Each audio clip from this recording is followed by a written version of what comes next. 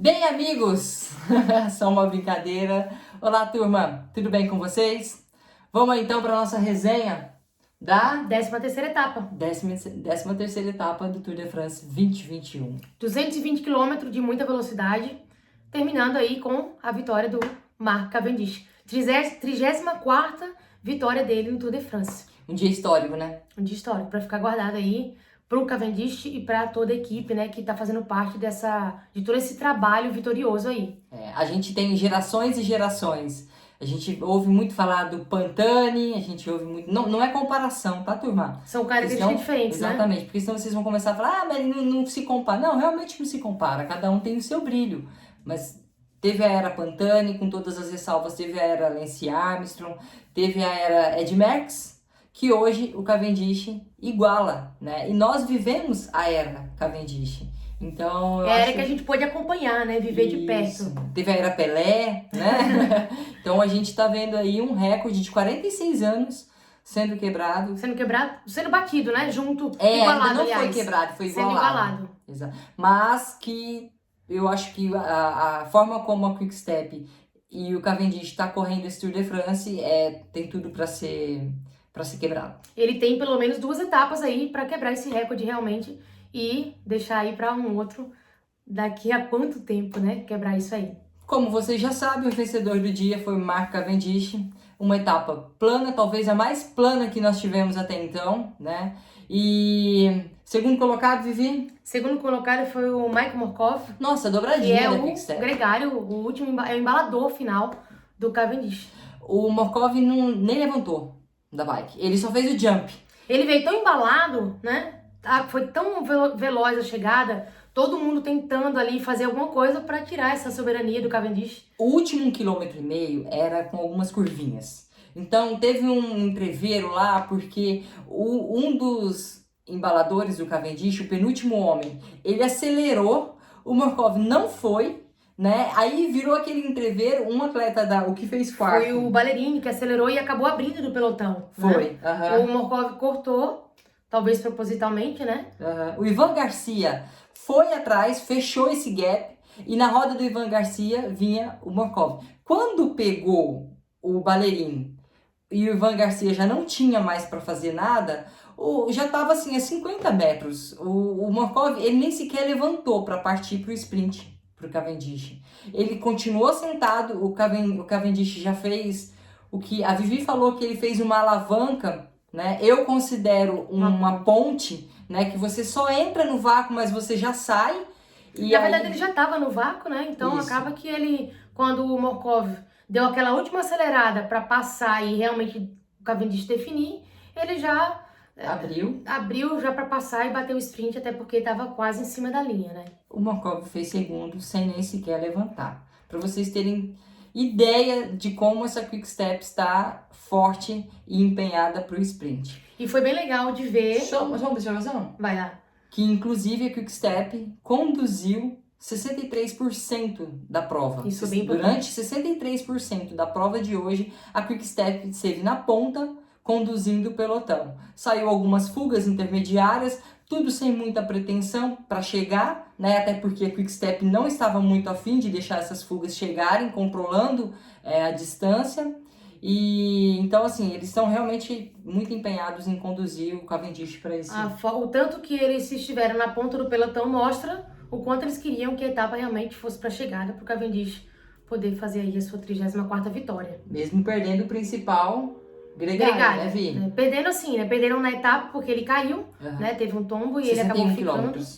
Ele acabou ficando na queda e ficou bem para trás, né? E chama El Trator, né? É o principal gregário ali, o cara que, de todos da equipe, ele é que passa normalmente mais tempo na ponta do pelotão. Como que é o nome dele? É o Tim de Klerk. Tim de Klerk.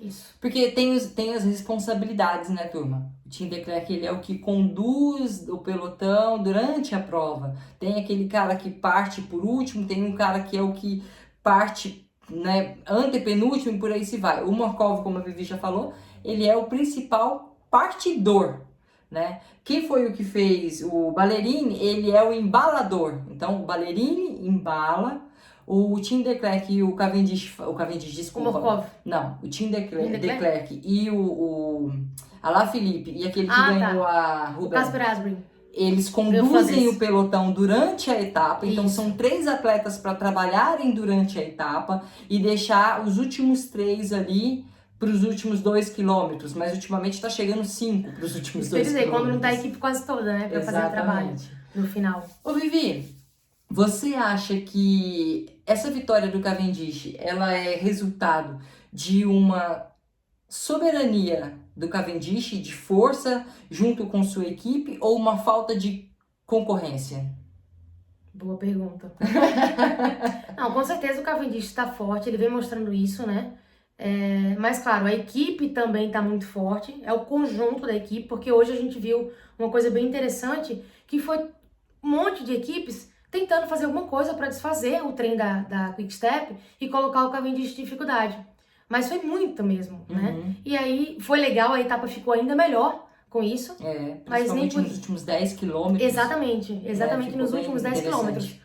Mas nem assim o Cavendish perdeu a prova, né? Ele foi lá e bateu o martelo. Porque continua sendo uma integração muito grande da equipe em fazer, mesmo eles se desestruturando para estar saltando em quem está tentando desestruturar, eles conseguem se alinhar, se entender e a coisa acontece no final com sucesso. Mas claro, a gente tem o Jasper Philipsen, que seria talvez o segundo sprintista da Alpecin, porque o Bellier acabou ganhando uma etapa e depois ele abandonou, então seria o primeiro sprintista da equipe, talvez estivesse dando um pouco mais de trabalho para o Cavendish. O Caleb Ewan, que seria o cara principal ali, junto com o Cavendish, para estar disputando as chegadas de uma forma mais disputada mesmo. Sim. Né? Então, o Sagan seria, eu esperava talvez um pouco mais do Sagan, mas não para uma etapa de sprint massivo. Então, não coloco ele como um cara que ia bater guidão. Mas realmente, parece que tem uma falta de combatividade ali, né? Sem desmerecer as vitórias do Cavendish. De forma alguma. Ele simplesmente tá forte o suficiente na melhor equipe para embalar ele, para conduzir ele, e ele tá aproveitando a oportunidade. Que inclusive tem uma curiosidade, né, Vivi, sobre essa questão da melhor equipe. Conta aí pra gente. Você me contou depois da etapa aquela história que o Cavendish falou, não, bota a equipe pra trabalhar porque eu garanto o meu salário. Eu não lembro exatamente tudo da matéria, porque tem algum tempo que eu li. Vivi uma enciclopédia, né, gente? Vamos ouvir ela. Eu vou falar mais ou menos o que eu lembro, assim, que o Cavendish estava procurando uma equipe e ele queria voltar pra Quick Step, porque ele gosta muito de andar de Specialized, ele já correu lá, tem um bom relacionamento com o Lefevre, tem alguns caras que estavam lá quando ele correu na Quick Step há uns bons anos atrás, então staffs e até mesmo atletas, e ele gostaria de voltar para a equipe. Quando ele conversou com o Lefevre, que é o dono da equipe, o diretor, né, ele falou que gostaria muito do Cavendish na equipe, que ele tinha a equipe realmente para levar o Cavendish do que ele queria, né, para o que ele queria. Só que ele não tinha dinheiro para pagar o Cavendish, um atleta como o Cavendish, que é um atleta caro. Ele falou, não, tudo bem. Mesmo sem ganhar corrida durante 3 anos. Mesmo sem ganhar corrida durante 3 anos. É o Cavendish. Então... Olha o que o cara tá fazendo. O Lefevre deixou claro que tinha a equipe certa para ele, mas que não tinha grana para pagar. O Cavendish falou que, ok, eu vou trazer um patrocínio meu, e aí esse patrocinador me paga, ele entra para a equipe e me paga, e vocês não precisam tirar R$1 do bolso. Eu só quero entrar na equipe para poder ter a equipe certa para me conduzir. Caras, né, pra me conduzir. E olha o resultado disso aí. O cara tá num ambiente fantástico, onde ele realmente se sente bem, se sente em casa.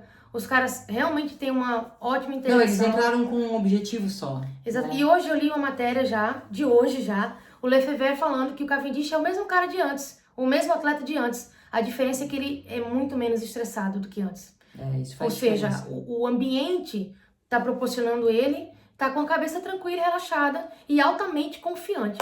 Mas esse estresse, Vivi, eu como atleta me coloco na situação dele. Quando você vive o seu auge, o seu primeiro auge, que provavelmente seria o único, que eu tô vendo, o Cavendish é o primeiro cara que ele vive 2 auges, né? Quando você tá no auge, você é muito cobrado pela equipe, pela imprensa, pelos torcedores e tudo mais. Então, o nível de estresse do atleta fica muito alto. Hoje, o que o Cavendish, como ele teve 3 anos absurdamente sabático, quando ele entrou no Tour de France, ele... Sem pressão, né? Sem pressão, e o que viesse era lucro. Exatamente. Talvez, a partir do Tour de France, isso não continue. Mas aí entra a questão da confiança pessoal que ele tem hoje, de estar fazendo, de saber que ele é capaz de fazer, e a confiança na equipe. Sim. Em tudo que a equipe consegue fazer, né? Esse trabalho completo para simplesmente ele ir lá e bater o martelo. Como ele sempre vem no final das etapas, elogiando todo o trabalho de equipe. Sim. Né? Colocando, como ele falou, tem um campeão mundial, um campeão do Tour de Flandres, né? Tem o Michael Morkov, que, se não me engano, ele é o atual campeão ele tem uma prova que é campeão mundial de pista. Então, ele só tem caras fantásticos para conduzir. Né? Vale ressaltar que a Quick-Step, apesar de ter muito glamour, a Quick-Step é uma das equipes que mais vencem no ano, né? Ela não é uma equipe para vencer grandes tours, a gente sabe disso, a composição dela é para provas clássicas e para etapas. Etapas de grandes voltas, né? Etapas, exatamente, de grandes voltas. É uma equipe que não tem a fama de se pagar muito bem, né, Vivi? O salário ali é bem controlado, só que em contrapartida, o Lefevere oferece vitórias. Exatamente. Né, para os seus atletas. E vitórias, muitas vezes, trazem o quê? Patrocinadores pessoais para os atletas. Eles têm os patrocínios pessoais, ganham em cima de marketing, vão fazer propagandas. Própria premiação e propagandas, né? As premiações de provas do World Tour são muito boas. E aí os caras conseguem completar um salário a mais com essas premiações e com marketing pessoal, né? Vão fazer propaganda de produtos de ciclismo. Uma curiosidade que geralmente, até que eu li essa matéria foi uns 2 anos atrás, o campeão de uma grande volta, ele não entra na premiação geral, né? O prêmio que ele ganha é rateado entre a equipe, entre mecânicos, entre o staff, entre os atletas, mas o campeão em si, ele não entra nesse rateio, digamos assim. Isso. Por quê? Porque ele, como a Vivi falou, ele já vai ter muitos patrocinadores, a mídia vem forte em cima dele. Exatamente. E aí tem a graninha envolvida nisso aí, né? E aí a Quick-Step imagina o tanto, olha, eles venceram aí, sei lá, a quarta etapa com 4 etapas, né? 4 etapas, isso, exatamente. Então já são aí 5 etapas de Tour, que o vencedor de etapa é uma grana. Fora os que vêm atrás, fizeram o segundo hoje também.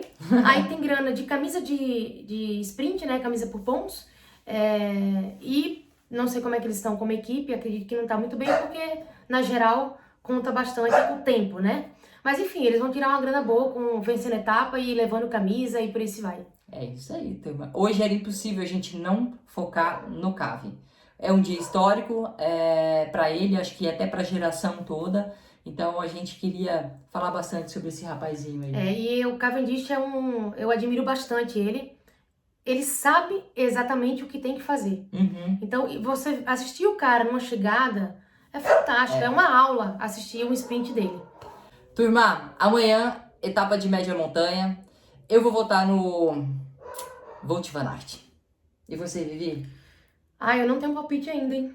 Eu tô meio sem saber em quem votar. Tá bem complicado isso aí. Eu acho que amanhã o Wout van Aert ganha, apesar que também pode dar uma fuga, porque no outro dia vai ser montanha, mas eu acho que é um dia pro Wout van Aert. Eu acredito que ele saindo numa fuga seria o grande favorito, né? Talvez o Alaphilippe tente também, mas ele gastou muito nos últimos 2, 3 dias. Então não sei como ele estaria. Hoje o Alaphilippe foi o antepenúltimo. Ele trabalhou, ele fez o papel dele, mas eu acho que ele também fez um regenerativo pensando para amanhã. Com certeza. Né? Mas vamos ver, eu acho que amanhã pode dar uma surpresinha aí. Um cara que não venceu nenhuma etapa até então. Classificação geral, nada muda? Nada muda. Né? Então, continua a mesma coisa. Amanhã a gente repassa a classificação aí. Eu acredito que amanhã também não teremos alteração na classificação geral, tá bom? Vamos ver aqui o que eles nos reservam amanhã, pessoal. Um abraço. Até mais. Tchau, tchau.